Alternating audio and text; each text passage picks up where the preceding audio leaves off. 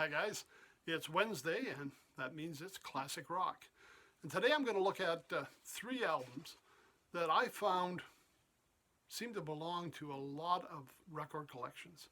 When I would travel around with my acquaintances or go to places in the 70s, if they had one album by this artist, this was the one they had. So I've got three what I call iconic albums that represent three different groups. Now, the first one I'd like to talk about is Jackson Browne. If anybody had a Jackson Browne album, it was going to be Running on Empty. Basically a live album. All the sets recorded outside the studio, but it was different than a lot of live albums because it wasn't a rehash of music that had been on albums before. A lot of original material out on this one, or the first time it had been recorded. Great backup band, David Lindley on fiddle and lap steel, Russell Kunkel on drums, Lee Sklar on bass, one of my favorite bass players. Danny Korchmar guitars, produced by Jackson Browne, and a lot of songs that, to me, became hits. We got Running on Empty, of course, The Road, one of his big ones from here, The Loadout, which was a great piano song, a great song that he did that kind of segued into the version of Stay, and a little bit of special vocals by David Lindley. But overall, I think almost every song on this album was a great one. Came after The Pretender, but a lot of times, again, if anybody had one Jackson Browne album, this was going to be it. Another album that showed up at a lot of collections, and it was the Rolling Stones. Rolling Stones, I mean, they put out a lot of albums. They got a vast catalog.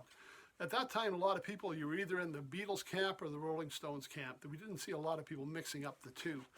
And I have to admit, I didn't have a lot of Rolling Stones material until this album came along. And it was the Rolling Stones' Sticky Fingers. And again, it was an album, this was the pre-Ron Wood's days, still a Bill Wyman on guitar. A lot of hits, Brown Sugar, Sway, Wild Horses, Bitch, Dead Flowers. A lot of great tunes. It was really one of their better selling albums and with a lot of hits on it. When I look at the greatest hits albums, I'll find quite a few from this album on it. This is also one of the ones where we've got Andy Warhol's artwork. Now, I don't know if you can see this. This is one of the few, before they reissued it, that actually had the zipper on. I don't know if I can do that for you. Which was part of his artwork in there. They had to take that off because they found later on what was happening was when these were in the record shelves or people were stacking them at home, that metal clip was actually damaging the albums. So later versions of the album, it was all just a photograph. It wasn't done with the actual, zipper in the pants. But anyways, one of Rolling Stones' great albums, Sticky Fingers. And probably one of the more classic albums of all time. And again, this one, I'm going to say if people had an album of his, it was going to be this one, but I'm going to also go further than that and to say it was hard to match this one. So a lot of people, this was the only one they had, and it was Meatloaf's Bat Out of Hell.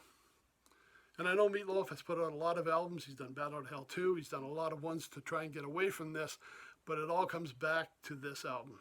One of the largest selling albums of all time, and certainly the one of his best albums.